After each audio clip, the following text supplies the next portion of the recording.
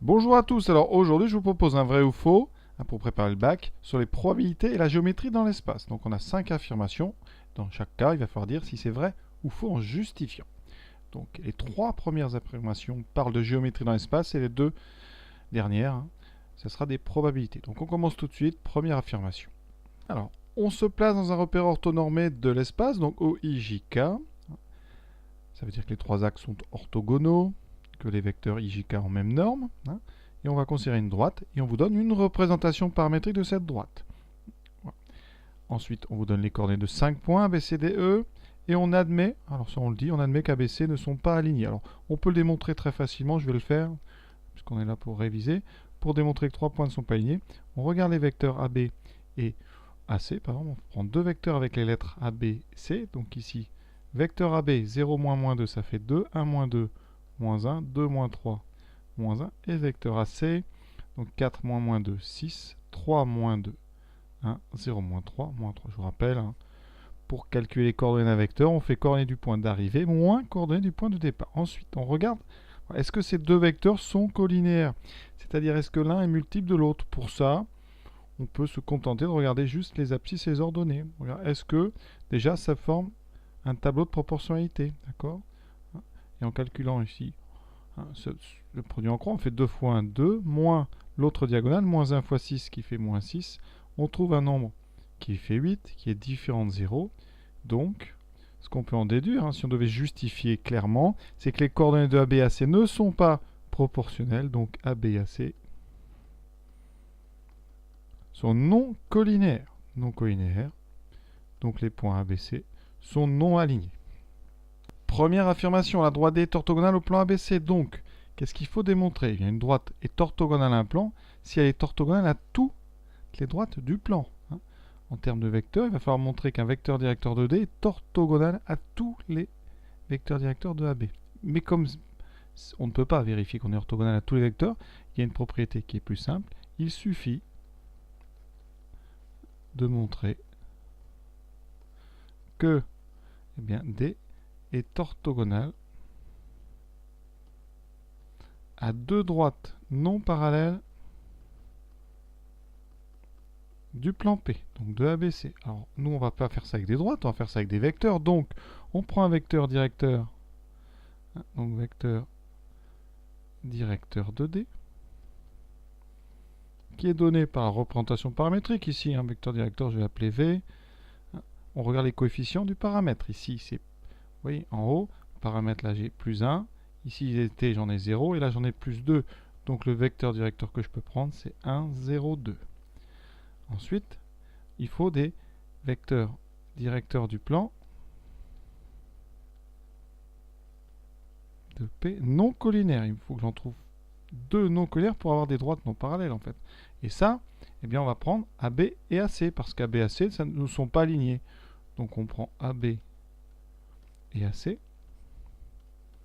qui sont deux vecteurs donc ici non collinaires. Voilà. J'ai besoin des coordonnées, je les ai déjà prises tout à l'heure, on va le refaire. Donc coordonnées de B moins celle de A, donc 2, 1 moins 2, moins 1, 2 moins 3, moins 1. Ensuite AC, 4 moins 2, 6, 3 moins 2, 1, 0 moins 3, moins 3. D'accord? Ensuite, on va calculer. Qu'est-ce qu'il faut donc? Il faut calculer V scalaire AB. V scalaire AB. Combien ça donne? Donc on prend le produit des abscisses, 1 fois 2, 2. Ensuite le produit des ordonnées, 0 fois moins 1, 0. 2 fois moins 1, moins 2. Donc ça fait bien 0. C'est bon, V est orthogonal à AB. On fait pareil, V scalaire AC. 1 fois 6, 6. Plus 0 fois 1, 0. Plus 2 fois moins 3, moins 6. Ça donne bien 0. Vous voyez, donc V est orthogonal à deux vecteurs non collinaires du plan. Donc V est orthogonal à tout le plan. Et donc la droite D est orthogonale au plan ABC. Cette proposition, cette affirmation, elle est donc tout à fait vraie. Pour les amateurs de vecteurs normaux, qu'est-ce qu'on peut faire aussi? On peut essayer de trouver un vecteur n de coordonnées ABC qui serait normal au plan ABC. Pour ça, on prend le produit scalaire de n avec AB et AC. N scalaire AB ça va vous donner donc 2A moins B moins C. N scalaire AC, ça donne 6A plus B moins 3C. Et ça doit faire 0. Alors on va choisir par exemple ici A égale 0. Oui, A égale 1, pardon. On peut choisir A égale 1. Qu'est-ce que ça nous donne?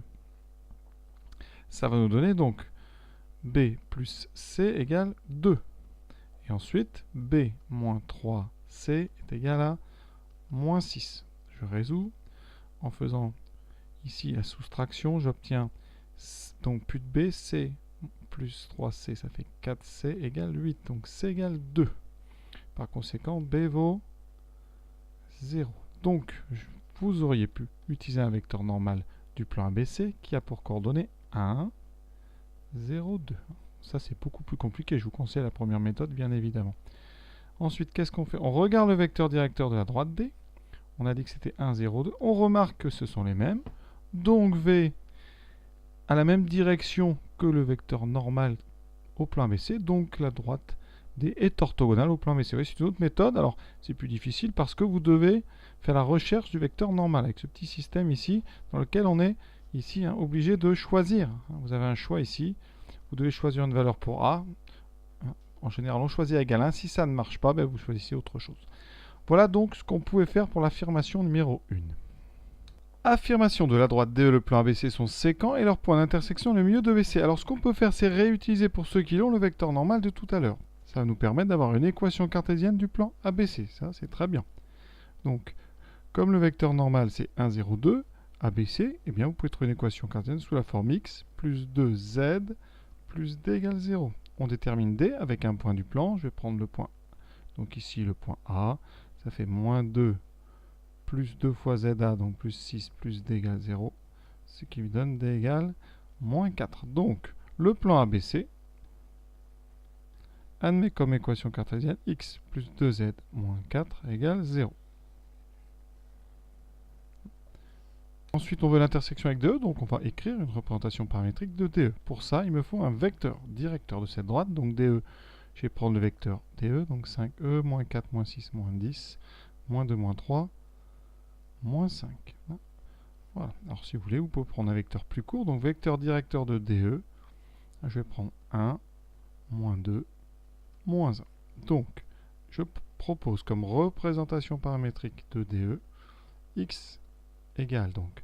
Alors je vais prendre les coordonnées d'un point de DE, donc point D, 0, 6, 3, et je rajoute t fois le vecteur directeur, donc plus t, moins 2t, moins t. Alors comme t est déjà pris dans le texte, je vais appeler ça t'. Et ensuite, on doit faire l'intersection de cette droite avec ABC. Donc, vous vous rappelez, eh bien, on va substituer ici le x par t', et ici le z par 3 moins t'. Et je vais trouver la valeur de t, si elle existe. Donc ça me donne t', plus 2 fois 3 moins t', moins 4 égale 0. Je développe t', plus 6 moins 2t', moins 4 égale 0. Donc moins t', moins 2 égale 0, ce qui donne t' égale 2. Et ensuite, ça veut dire ici, donc, DE et ABC se coupent en un point unique, qui correspond à la valeur du paramètre 2. Ça donne x égale donc 2, y égale 6 moins 4 égale 2, et z égale 3 moins 2 égale 1. Est-ce que c'est le milieu de BC? D'accord? Milieu de BC. Comment détermine-t-on un milieu? On va aller doucement. On prend les coordonnées de B. On écrit les coordonnées de C. Et ensuite, pour avoir les coordonnées d'un milieu, on fait la somme et on divise par 2. Donc le milieu aura pour coordonnées la moitié, enfin on a 0 plus 4 divisé par 2, donc 2. 1 plus 3, ça fait 4 divisé par 2, 2. Et le milieu entre 2 et 0, 2 plus 0 divisé par 2, ça fait 2, 2. Vous voyez, on trouve la même, d'accord? Donc ici, qu'est-ce qu'on peut dire? ABC et DE sont séquents. Au point de coordonnées 2, 2, 0, qui est bien le milieu de BC. Et donc l'affirmation, elle est vraie. Deuxième méthode, on va calculer les coordonnées. Alors on va l'appeler I, un I milieu de BC. Et on va trouver ses coordonnées. Donc on vient de montrer comment on fait. Je réexplique.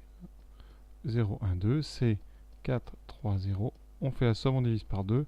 Donc il y a pour coordonnées le milieu entre 0 et 4, 2. Entre 1 et 3, 2. Entre 2 et 0, 1. Première chose, on va vérifier. Vérifions que I appartient à DE. Pour ça, un petit peu long, mais on va calculer le vecteur ID. Le vecteur, ensuite, on va faire DE. Et on vérifie que ces deux vecteurs sont collinaires. Donc, vecteur ID. Alors, coordonnées de D, donc 0, moins 2, 6, moins 2, 4, 3, moins 1, 2. DE, 5, moins 0, 5, moins 10, moins 5. Et on voit bien ici que si on fait 5 fois ID, on tombe sur moins 2 fois DE. Donc, ce sont bien des vecteurs collinaires. Donc, ID et DE collinaires. Donc, I appartient, en fait, ID et E sont alignés, donc I appartient à DE. Une première chose de fait. Pour l'appartenance du point I au plan ABC, ça c'est très simple, il ne faut pas oublier que I, c'est le milieu de BC. D'accord? Donc, forcément que I appartient au plan ABC puisqu'il est sur la droite BC. Donc, qui est évidemment un élément du plan ABC. Il ne faut pas l'oublier en route parce que ça peut vous faire perdre du temps. C'est assez long parfois de montrer qu'un point appartient à un plan si on n'a pas ce genre d'information. Donc là, tout simple, on a déjà l'appartenance du point I finalement au plan ABC. On n'a pas fini parce que ici on sait que I appartient à DE, I appartient à BC, donc I appartient à l'intersection entre les deux. Mais attention, DE pourrait très bien être entièrement dans ABC. Donc il faut, montrons que DE et le plan ABC sont séquents. C'est-à-dire qu'ils n'ont qu'un point d'intersection. Donc, je vais prendre par exemple le point A et montrer que A n'est pas dans la droite DE. Donc, dans ce cas-là, eh bien, on va montrer que A n'appartient pas à DE. D'accord? Donc ici, eh bien, on résout. On a l'équation, la représentation paramétrique de DE. Je vais essayer de trouver T' pour que ça donne A. Donc T' doit être égal à moins 2. Ça, c'est l'abscisse de A. 6 moins 2T' doit être égal à l'ordonnée de A2. Et 3 moins T' doit être égal à 3. Y a-t-il une solution? Ça donne T' égale moins 2. Et ici, T' égale 0. Vous voyez, pour la dernière. Donc le reste n'a pas d'intérêt. Pas de solution. Donc A n'appartient pas à DE. Vous avez bien compris, A n'appartient pas à DE. Donc DE ne peut pas être parallèle et inclus dans le plan ABC. Donc, eh bien, DE et ABC sont séquents. Et donc, grâce à cette non-appartenance de A, la droite DE eh bien, ne peut pas être confondue dans le plan ABC. Comme elle a déjà un point d'intersection, elle est forcément séquente à ce plan. Et donc, c'est séquente au point I qu'on a trouvé qui était le milieu de BC. Donc voilà cette affirmation 2. Alors moi, personnellement, je préfère la méthode avec l'équation cartésienne du plan. Je trouve ça beaucoup plus pratique. En plus, on a l'équation. Si jamais on en a besoin, ça sera fait. Deuxième question. Maintenant, on oublie les points précédents. On considère un plan P d'équation x plus y plus 3z plus 4 égale 0, un point S. Et on vous demande de montrer bien que la représentation paramétrique qu'on vous donne ici est bien celle de la droite passant par S et perpendiculaire au plan P. Donc, ce qu'on va faire, c'est qu'on va utiliser cette équation paramétrique. Donc, soit D, la droite, dont la représentation qu'on vous donne est la suivante. Première chose, on va faire les choses les plus simples d'abord. Montrons que S, ou plutôt pas montrons, on ne sait pas vraiment si ça appartient. Est-ce que S appartient à la droite D? Donc, on résout. 2 plus T égale l'abscisse de S. C'est-à-dire qu'on cherche ici un paramètre qui donnerait le point S. Moins 1 plus T égale moins 2. 1 plus 3T égale moins 2. Ça donne T égale moins 1. T égale moins 1. 3T égale moins 3. Donc T égale moins 1. Parfait. Donc, S appartient à D. Elle correspond au paramètre T égale moins 1. Maintenant, on va montrer que, ou chercher si D est perpendiculaire au plan P. Donc, D perpendiculaire à P. Voilà la question qu'on se pose. Donc, on prend un vecteur directeur de D. Pour ça, on regarde le paramètre et on prend les coefficients. C'est plus 1, plus 1, plus 3. Donc 1, 1, 3, c'est un vecteur directeur de la droite D. Donc je vais l'appeler VD. Maintenant, je prends un vecteur normal du plan P. Et pour ça, je regarde son équation. Je prends les coefficients de x, y, z. Ça me donne 1, 1, 3. Vous voyez, c'est le même. D'accord? On remarque qu'un vecteur directeur de D est un vecteur normal du plan. Les vecteurs directeurs de D sont normaux à P. Donc si on fait un petit dessin, vous avez le plan P. Et ici, les vecteurs normaux sont des vecteurs directeurs de D. Donc effectivement, ça équivaut bien à dire que la droite D est perpendiculaire au plan P. Donc D et P sont perpendiculaires. Donc l'affirmation, elle est vraie. Troisième question, on passe aux probabilités. On dispose de 2 dés identiques. L'un est truqué. Le 6 apparaît avec la probabilité de 1,5. Et on prend l'un des 2 dés au hasard. Donc, je vais appeler T. C'est qu'on a pris le dé truqué. D'accord? Et on va prendre, on va appeler ça S. C'est, j'ai fait un 6. D'accord? C'est initial. Donc au départ, on a 2 choix. On va faire un arbre. Soit je prends le dé truqué, soit je ne prends pas le dé truqué. Comme on prend les 2 dés au hasard, un des 2 dés, on a pour l'instant une probabilité de 1,5. Ensuite, une fois que j'ai le dé normal, le dé non truqué, la probabilité que je fasse un 6, on le sait bien, c'est 1 sixième. Et la probabilité que je ne fasse pas un 6, c'est 5 sixièmes. Pour le dé truqué, la probabilité que je fasse un 6, c'est 1,5. Et la probabilité que je ne fasse pas un 6, c'est donc 1,5. J'ai tout là-dedans. Et maintenant, qu'est-ce qu'on cherche? On dit quoi? On obtient 6. On va souligner tout ce qui est important. Maintenant. Et on veut savoir si la probabilité, alors que le dé lancé soit le dé truqué, est égale à 2 tiers. Donc, qu'est-ce qu'on va calculer? On cherche donc la probabilité qu'on ait pris le dé truqué, sachant qu'on avait un 6, donc sachant que l'événement S était passé. Donc, on cherche P de T, sachant S. Dans l'arbre, on ne l'a pas, vous voyez, parce que P de T, sachant S, ça serait une branche qui part de S pour aller à T. Ça, on n'a pas dans l'arbre. Donc, ici, on va utiliser le cours P de T, sachant S, c'est P de T intéresse, l'intersection des deux, divisé par P de S. J'ai donc besoin de P de S. D'accord? C'est un exercice, en fait, quasiment, qu'on vous a donné à faire en une fois. P de S, vous voyez bien, P de S, il est découpé en deux. Il y a deux façons d'obtenir un 6, soit un 6 avec un dé truqué, soit un 6 avec un dé non truqué. Et ça, si on utilise la formule dite des probabilités totales, on obtient P de S égale P de T intéresse plus P de T bar intéresse. Effectivement, T et T bar forment bien une partition, et donc l'événement S, il est découpé en deux. Si on regarde dans l'arbre, P de T intéresse, c'est P de T fois cette branche ici, qui est P de S, sachant T. D'accord?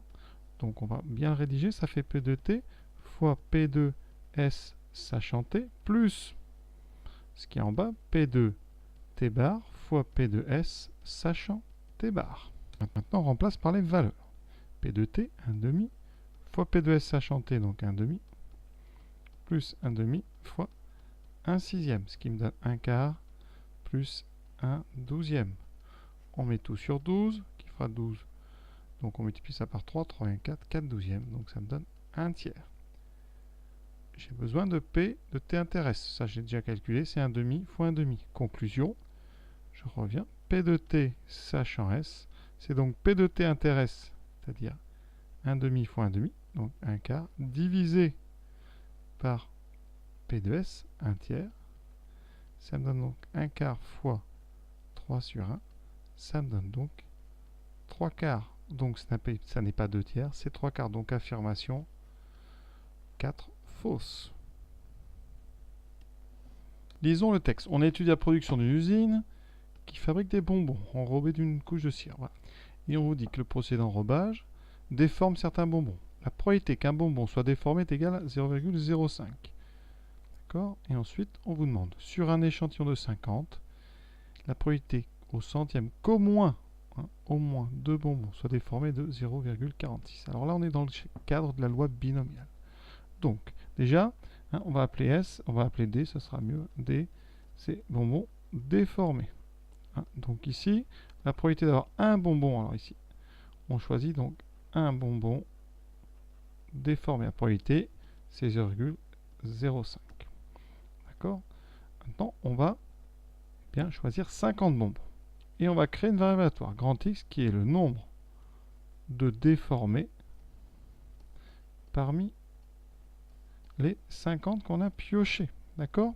Qu'est-ce qui se passe? En quoi consiste cette expérience? On répète 50 fois de façon indépendante, puisque on a une énorme quantité de bonbons. 50 fois de façon indépendante. Le prélèvement de un bonbon. Ce prélèvement a deux issues, D et D bar, c'est-à-dire soit déformé, soit pas déformé. Et la probabilité de déformer, on a dit, c'est 0,05. D'accord? Donc on a répété 50 fois ce qu'on appelle une épreuve de Bernoulli, de façon indépendante. À chaque fois, c'est la même expérience. Et donc, qu'est-ce qu'on peut dire? Ici, donc X suit la loi binomiale de paramètres, donc 50, puisqu'on a répété 50 fois, avec ici le succès, c'est donc déformé, puisqu'on va compter le nombre de déformés, donc ça sera 0,05. Qu'est-ce qu'on cherche à calculer? La probabilité qu'au moins 2 bonbons, donc on cherche P de X supérieur ou égal à 2. D'accord? Je vous rappelle que les calculatrices ne font pas du supérieur ou égal à 2, en tout cas pas toutes, donc on doit passer par le inférieur ou égal, et donc on va prendre le contraire. Ça, c'est le contraire supérieur ou égal, c'est strictement plus petit que 2. Mais comme on est dans une loi binomiale, x ne prend que des valeurs entières, et donc si x est strictement plus petit que 2, ça veut dire que x est inférieur ou égal à 1. Et donc, eh bien, on va utiliser la machine et calculer directement p de x plus petit ou égal à 1. Alors, il y a une autre façon de faire, si vous ne voulez pas utiliser le inférieur ou égal, on utilise égal en disant que inférieur ou égal à 1, c'est soit x égale 0, soit x égale 1. On fera les deux à la machine, je vous montrerai. Et donc, on est parti. Alors, si vous voulez éviter la machine, enfin en tout cas les menus de la machine, on peut aussi rappeler les formules qui peuvent permettre de calculer P de x égale 0 et P de x égale 1. On est dans une loi binomiale. Donc rapidement, la probabilité que x soit égal à k, c'est donc k parmi n fois p puissance k, 1 moins p puissance n moins k. Donc ici, je vais écrire les formules, ça vous fera réviser. Ça fait donc 0 parmi 50, donc ça 0 parmi 50, c'est 1, fois p puissance 0, donc ça fait 1 moins p puissance 50, donc 0,95 puissance 50, plus p de x égale 1, qui donnera 1 parmi 50, donc 50, fois p puissance 1, fois 1 moins p puissance 49. Vous verrez, tout ça, eh bien, ça va donner les mêmes résultats. Sur une Casio, donc vous allez dans le menu distribution qui est dans statistiques. Statistique, distribution, et on est sur binomial. Si on veut commencer par inférieur ou égal, on va dans BCD. On indique qu'on utilise une variable aléatoire. Ici, on veut x inférieur ou égal à 1. Voilà. Sachant qu'on a fait 50 tentatives et que la probabilité du succès, c'est 0,05. Et on obtient 0,279. Il faut faire 1 moins ça. J'obtiens 0,721, donc je vais arrondir à 0,72. 0,72. Donc l'affirmation est fausse. Alors maintenant, si j'utilise les autres fonctions de la calculatrice qui calcule P de x égale, je reviens dans le menu Stat, Distribution, Loi binomiale, et là je vais dans BPD. Ici, je commence par 0. Voilà. J'obtiens 0, alors je vais tout noter. 0,077. Ensuite, je reviens en arrière et je mets x égale 1. Ça va très vite. Et j'obtiens 0,200, à peu près 202. Et maintenant, on calcule. Donc ici, je ressors de là. je fais 1 moins 0,077 plus 0,202. Et ça donne 0,72, donc c'est parfait. Maintenant, si on fait sans les menus avec les formules, donc je vais calculer 1. On va peut-être faire progressivement ou pas. Non, on va faire 1 moins 0,95 puissance 50 plus 50 fois 0,05 fois 0,95 puissance 49. On obtient 0,72. C'est parfait. Dans tous les cas, on a le même résultat. Donc, l'affirmation, elle est fausse. Pour être complet, pour les propriétaires du nœud Texas, on va dans le menu distribution qui est au-dessus de variables. Et on descend, hein, parce que le binomial, elle est ici. Donc, vous avez 0, c'est en A et B. Binôme FDP, binôme FREP. Donc, vous prenez le premier qui fera égal ou le deuxième qui fera inférieur ou égal. Je vais prendre le deuxième. Nombre d'essais 50. D'accord. Probabilité du succès 0,05. Valeur de X, ici c'était 1. Et on a besoin de faire 1 moins ça. D'accord. Donc je fais 1 moins la dernière réponse. Et vous voyez, ça donne 0,72. Donc c'est parfait. L'affirmation est bel et bien fausse. A très bientôt. Je vous souhaite une bonne fin de journée.